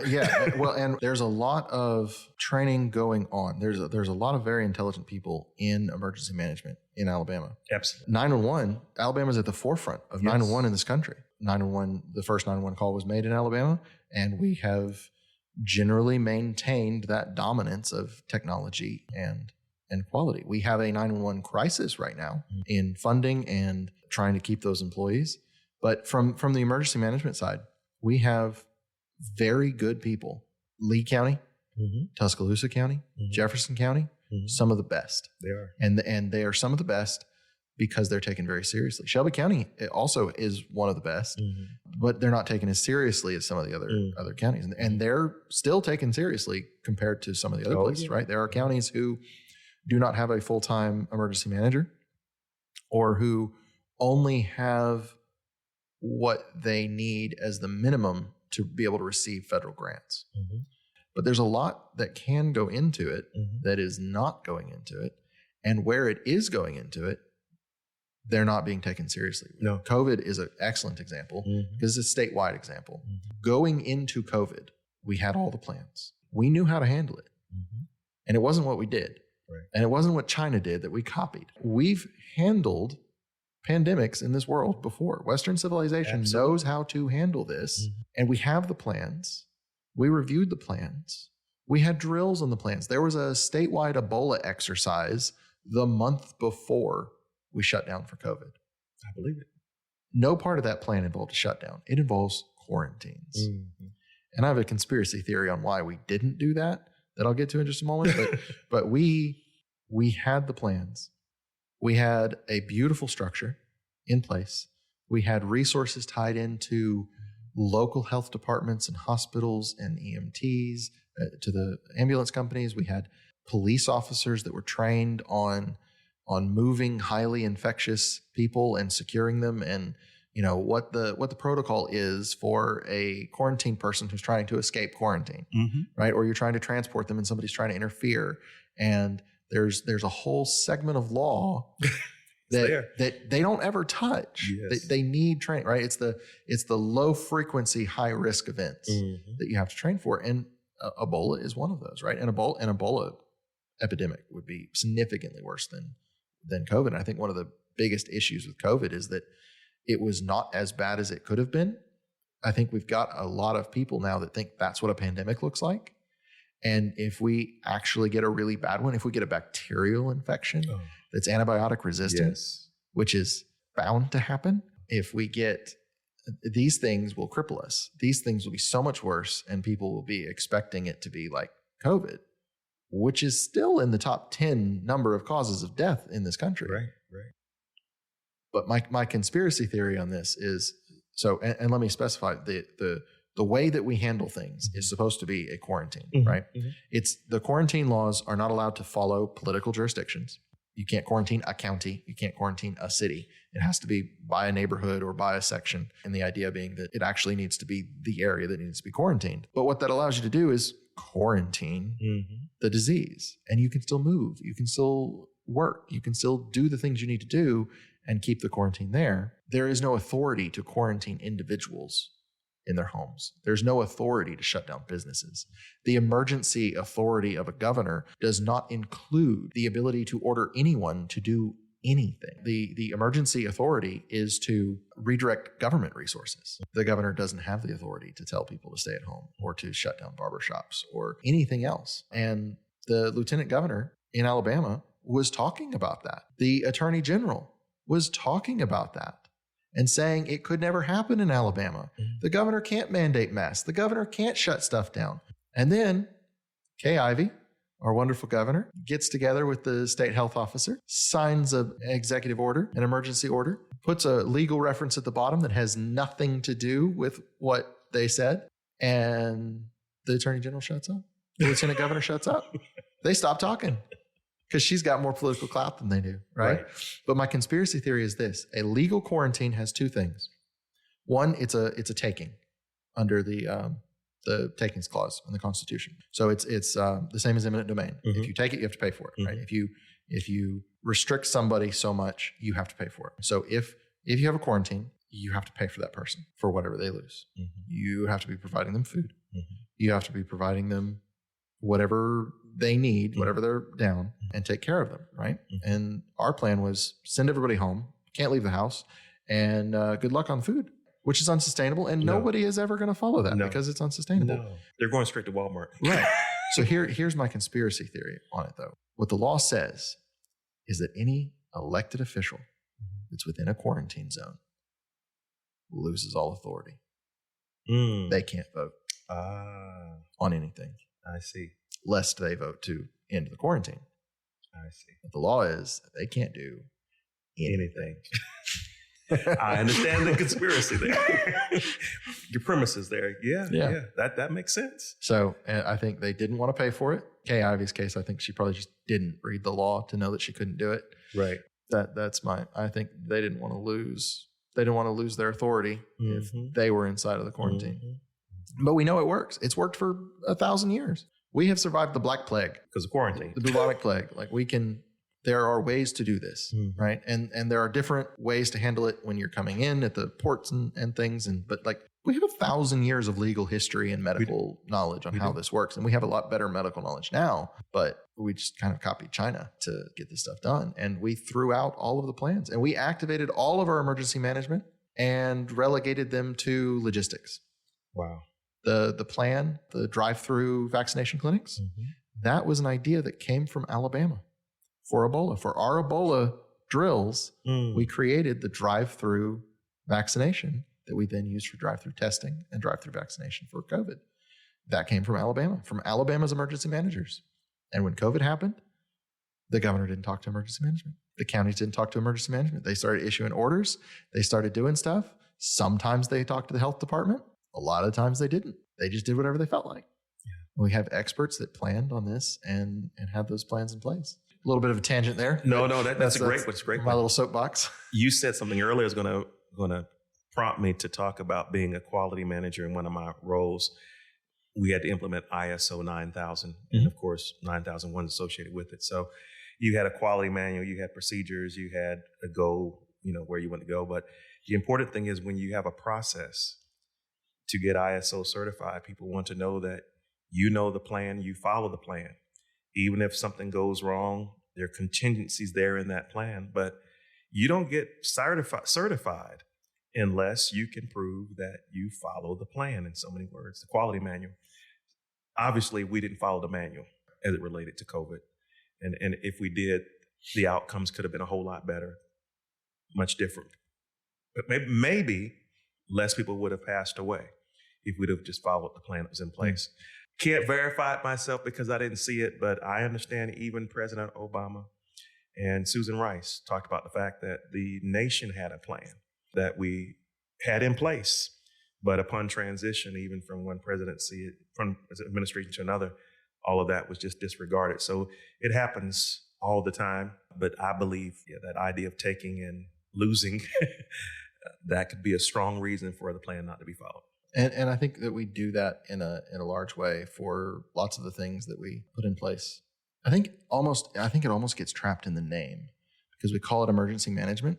I think everybody looks at it as, well, we don't need it till an emergency. And we were talking about that earlier before the podcast started. We were talking about the definition of resiliency, that if you're not doing it all the time, if you're not including in resiliency the big things and the little things, then you're not practicing. Right. You're not doing the things. Right. When it's small, you're not going to do them when they're big. I think we do that a lot with a lot of the things that we do, right? We do that with the Constitution. I think in my pattern recognition mind is I see that we look at stuff like the book bannings, right? Mm-hmm. Where we are removing books and calling it pornography, even though we've had to change the definition of pornography to make it pornography. Mm-hmm. And we pull out these books and we don't look at the consequences of it at all, but we say, well, this is something small. The Constitution doesn't matter here. The Constitution is for big things. This is something small, right? We say we're gonna require everyone to cut their grass and ignore property rights, but it's just grass. It's a small thing. It doesn't matter, right? But then you get, now we have terrorism. Mm-hmm. This is too important for the Constitution to come into. Right now, yes. Now we have a hurricane. Yes, and we have to send a lot of resources that maybe we have to check a box first to do, or we don't have, whatever it may be. It's too big. This is too important. We can't follow the Constitution here. It's the officers who stop somebody for jaywalking and say it's just jaywalking, right? It's a minor thing. We're just stopping you for a minute, or then it's a murder. It's too important. It's too important for the Constitution to play in. Mm-hmm. That's a mentality that I think is widespread across issues, right? The authority to act that's been given mm-hmm. is often ignored.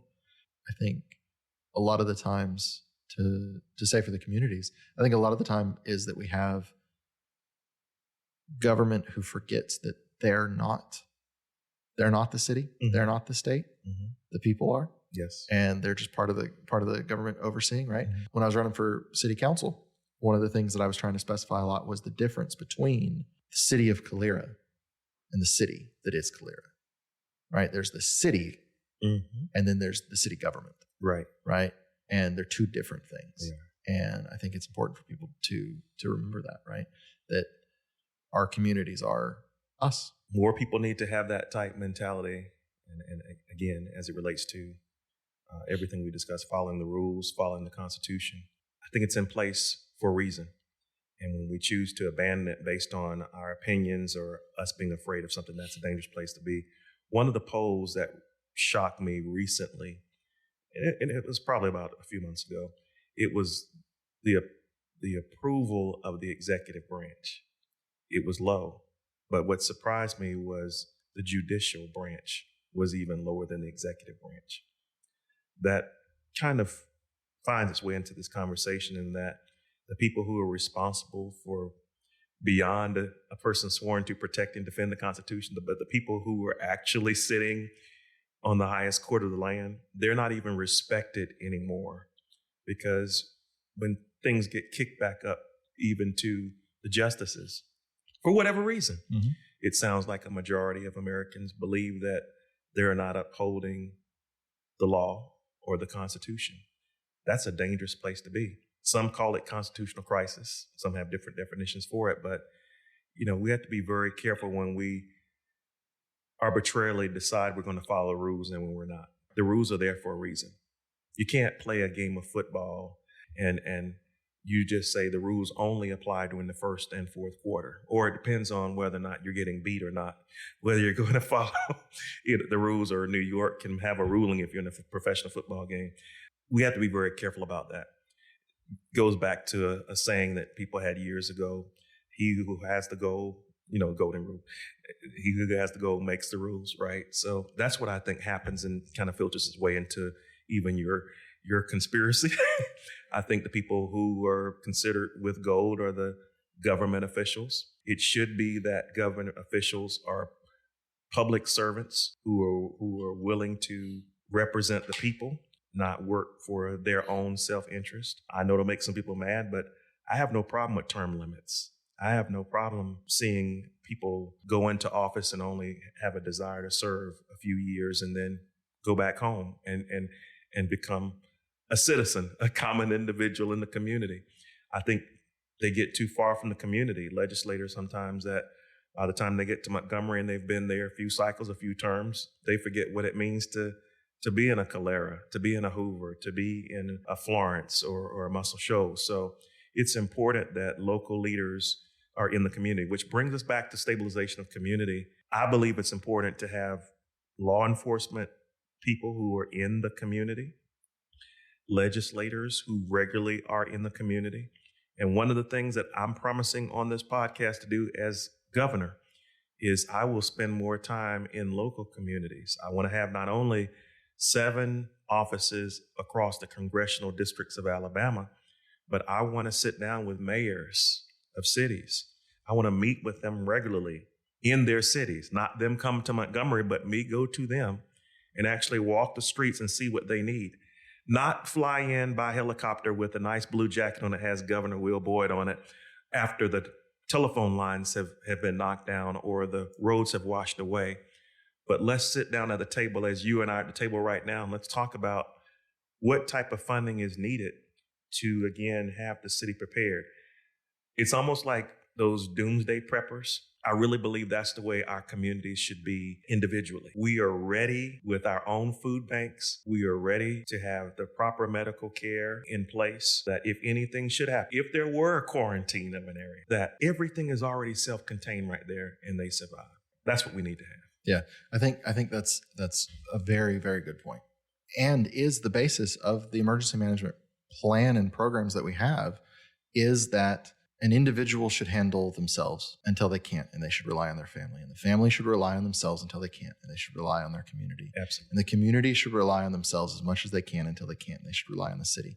The city should rely on itself as much as they can until they can't, and they rely on the county and so on and so forth, right? Until you get to international aid. Absolutely. And that's the way our system works. And we have so many spots in there where the state expects the individual to take care of themselves, and the individual is expecting the state to take care of them. And we don't have our responsibilities lined up, our authorities and responsibilities. And we aren't looking at food deserts, right, where we don't have a grocery store. That's right.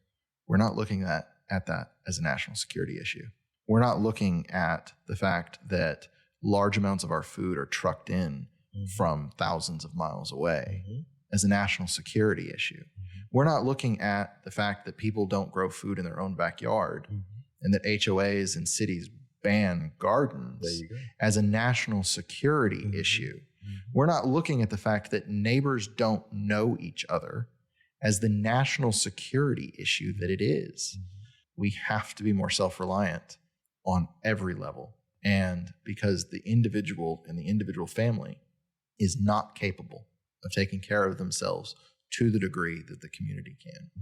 And the community is not capable at the county and the state level, right? And there is a disaster for every state that exceeds their abilities. And for Alabama, that's just about everything, because we don't invest in that.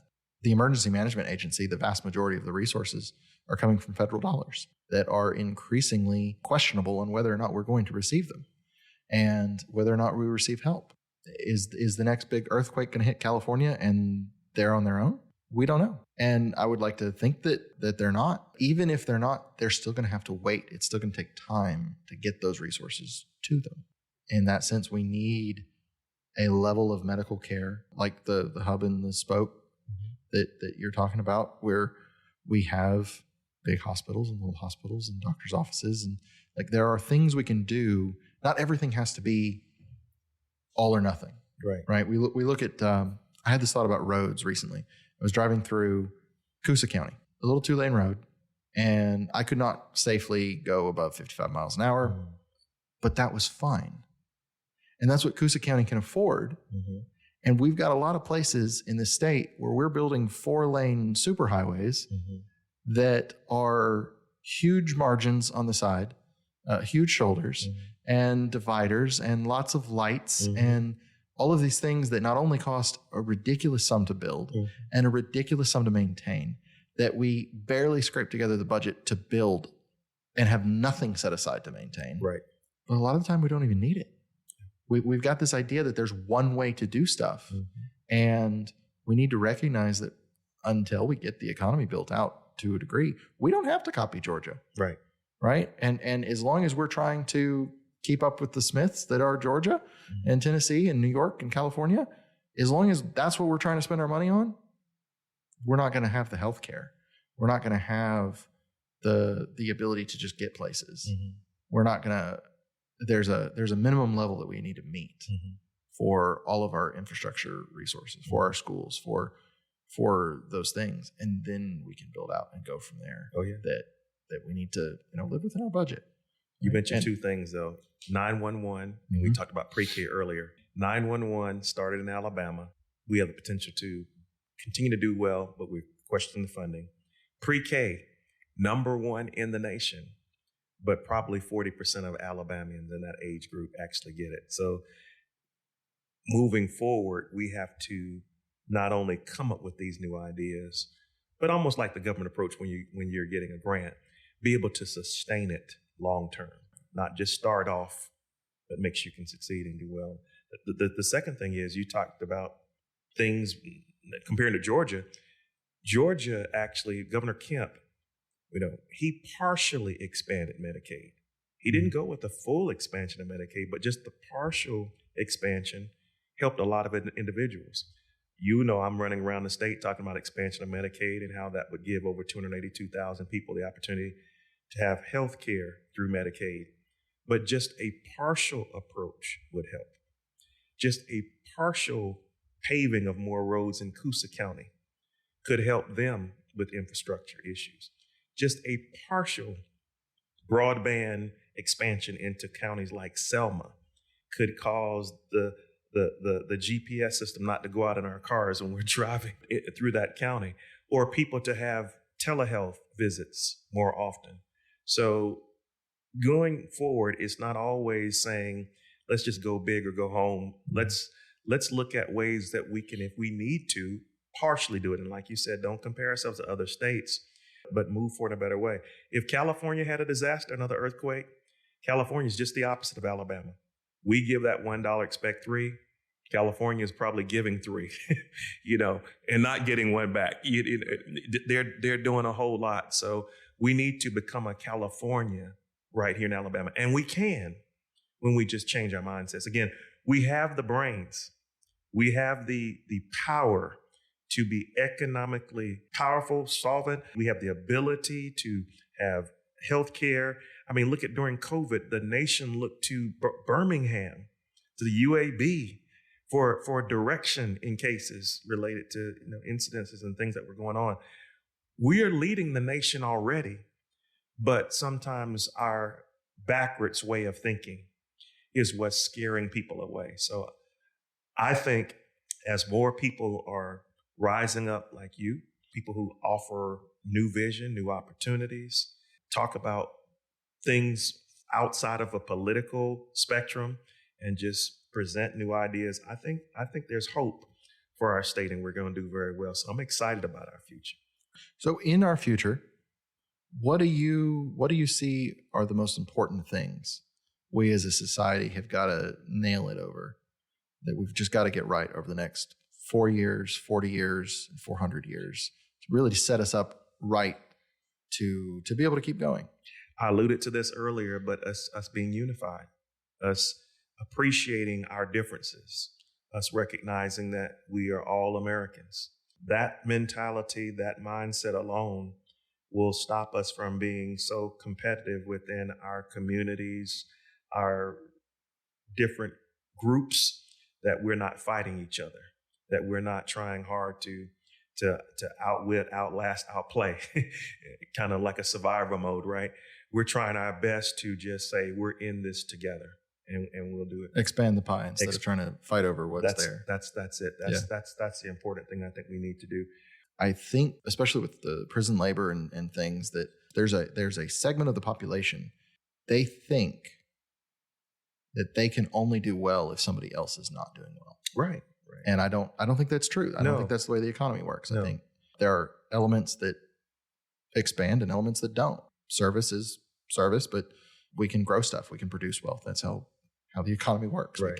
We can manufacture things. Right. A trickle-down economy, I believe, is a misconception. People think if this group does well, then it's going to eventually make its way to the bottom, when it's clearly seen that when you empower people at the bottom, it has a way of rising to the top. People love to use that phrase about the tide, lifting all boats. But when you can infuse dollars into an economy and people at the lowest level benefit from it, eventually they're going to have to spend money to buy homes, buy cars, buy groceries. That money is going to work its way to those who are wealthy. But when you have restrictions, I can get into monetary and fiscal policy, but when you're making it harder to borrow money, or harder to start a business, or in Alabama, it's that those who are perhaps barbers, beauticians, or grass cutters who have to fear the licensing fees that being paid. These just trying to understand it is nearly impossible. Nearly impossible. And to get it right with the state and the county and the city, and we're quick to make sure you pay the taxes, and quick to tell you that there's a fine imposed for missing this one. When in reality, as I said earlier, I don't disagree with certain people on, we call it the other side of the aisle, who want to simplify this. I like things like a flat tax, or a simple tax that a person could see on one sheet of paper and understand, this is how I manage my business, this is how I manage my home. It's a certain percent. When it's that easy, people don't try, as I said earlier, to look for loopholes or to escape paying it. They're all willing to pay it. Just a flat tax. People know up front, business, here's what you pay. Individual, here's what you pay. I get into things like, the standard deduction, child credits, and all those kind of things when I talk about where Alabama needs to be, the meal and all of that as it relates to, home assessments and value and what we pay in taxes. But all of that is so complicated to the average individual right now that they don't have a clue. Healthcare is just as complicated. I can't tell you how many seniors right now are struggling to pay for healthcare. I mentioned the fact that there are 282,000 plus people who need expansion of Medicaid so that they can have healthcare, but you have some people that are falling between the cracks. I'm frequently in congressional districts where over 100,000 people, particularly women, don't have access to healthcare. But when they try to navigate through the healthcare system, the way things are billed, it's unbelievable. You can have a person who faces something as tragic as cancer. The last thing that they want to see is a $100,000 bill on the other side. But that's what they're seeing. Whenever we walk into a healthcare facility, the healthcare facility wants to know whether or not we have money, whether we have healthcare before they begin to treat. Because the reality is the hospital systems in Alabama, somewhere around 40% of them are operating in the red.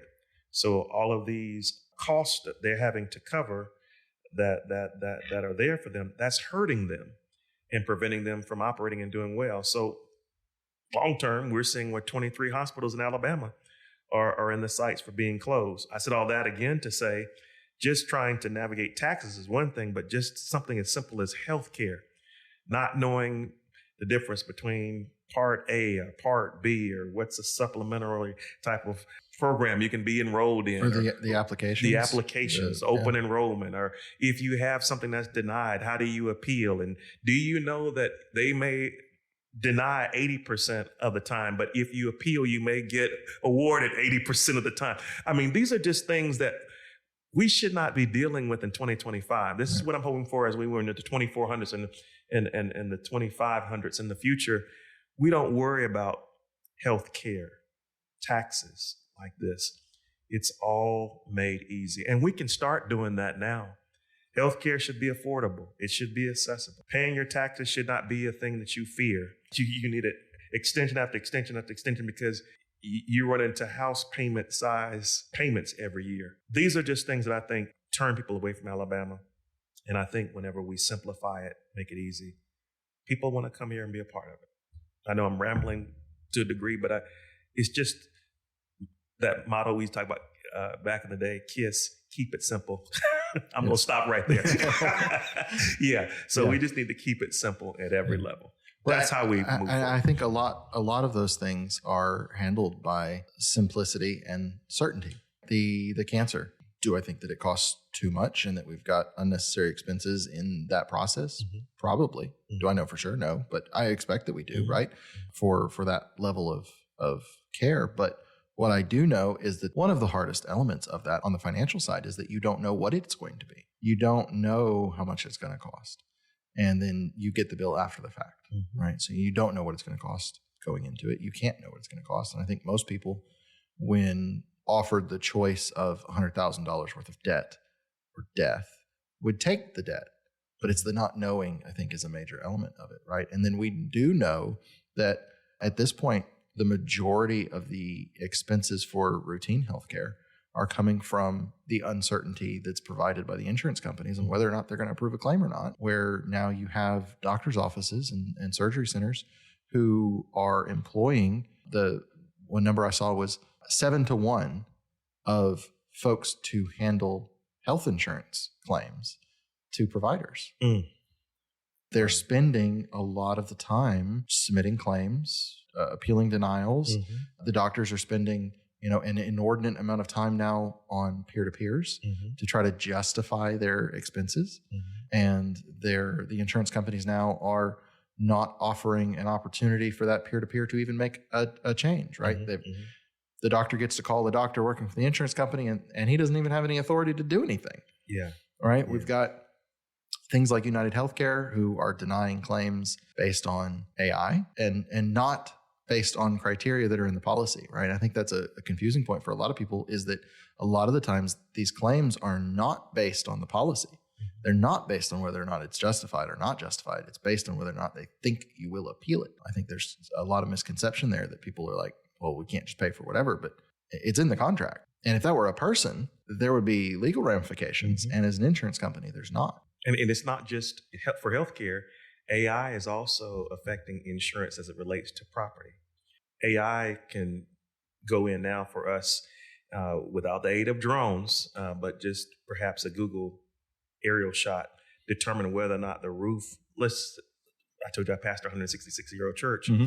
AI looks at the roof on the building erected in 1901 and determines from a Google view whether or not the shingles, granules are what they need to be and whether or not they should insure this church. Mm-hmm. So you have churches and buildings that are getting kicked off. Earlier we talked about community, right?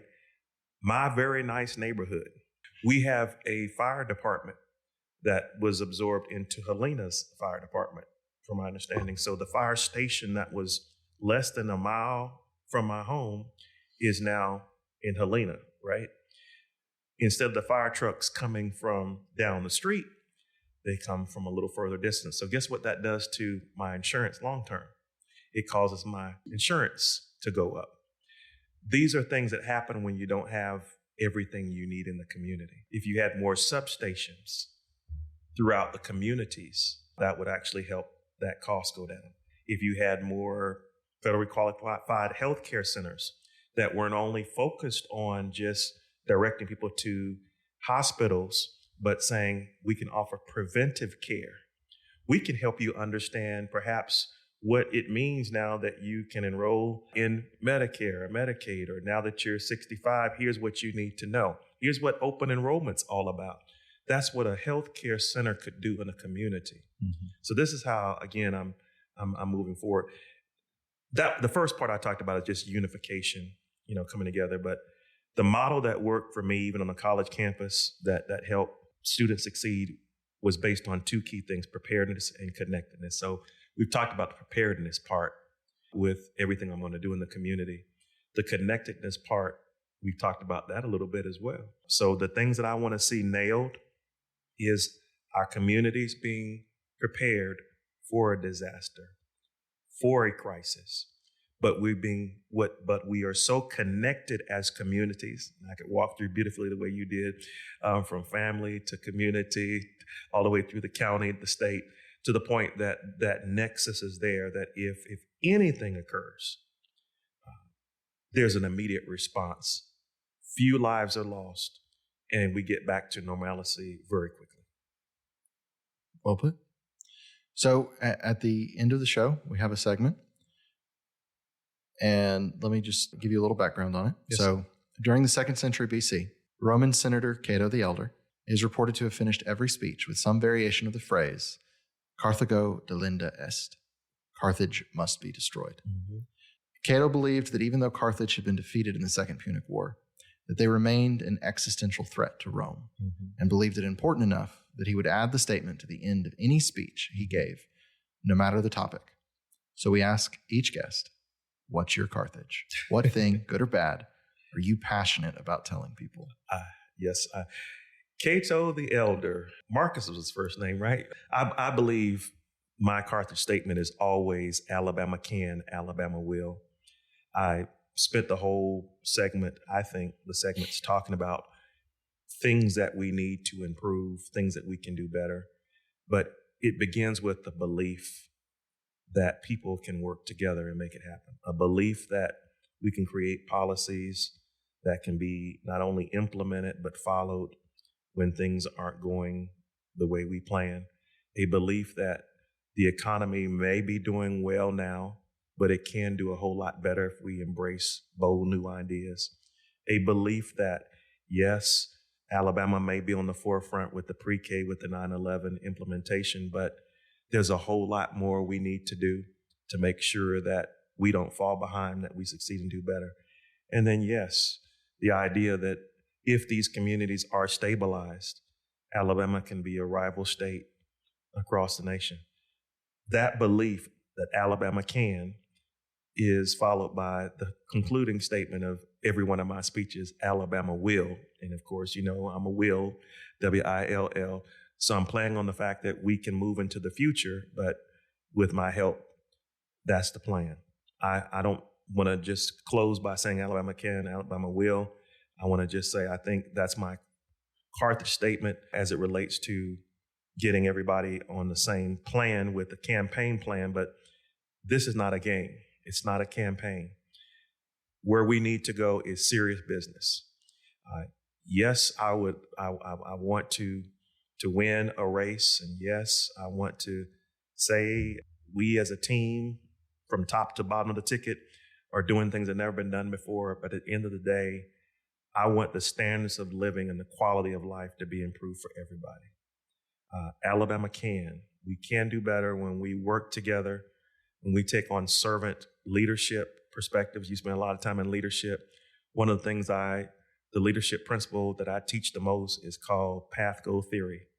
And it is about telling people there's a path. There may be some obstructions on it, but once I identify those obstructions, I can help you get to your goal. The Roman senator that you mentioned earlier, Cato the Elder, they had a way of public speaking where they visualized paths. And the path had perhaps notes or key notes that they were going to share as they were speaking. They mentally walked down the path, and they were able to maintain these long speeches. O soci romani non son aiqui. As they're speaking in Latin, they're able to go forth fluently, creating a picture because they knew where they wanted to go, but at the same time, they knew how to move things out of the way that didn't need to be judging their audience. That's what I believe I try to do. I see Sometimes Coosa County might have an obstacle that Jefferson County may not. But if I can help move their burdens out of the way, help them to have a level playing field, help them to see their path to victory, they do well. When Coosa succeeds, Calera succeeds. When Birmingham succeeds, Florence succeeds. So we're all in this together. And I'm just excited about where we're going in our future. So without talking about the Punic Wars, let me just stop there and say we're not at war with each other. There was a big cultural war that we had in our last legislative session. We need to stop those types of wars. We need to be about taking care of each other. I understand the idea and the mindset of just eradicating the Carthaginians. There is a mindset people, I really believe, they want to do away with certain groups of people in Alabama. But when we start to, again, appreciate the fact that, as my dad told me, everybody I meet is in some way my superior. Everybody you meet, whether you agree with their lifestyle, their orientation, their background, where they were raised, they are a human being like you. At the end of the day, they want clean water, clean air. They want opportunities like you, like me. And so I think, again, I may sound philosophical in a lot of what I say. I have doctorates in philosophy, so that's what I do. But at the same time, I want to end with this idea of the construct that we talked about earlier. We don't have to imagine a better Alabama. People like you and I can build it today. Yes, we can. Yes, we can. Alabama can. Alabama will.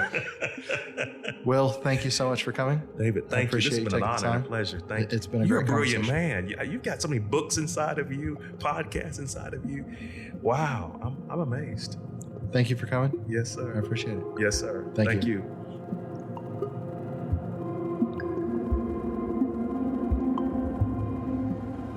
You've been listening to the Common Construct Podcast with your host, David Morgan. Thank you for listening.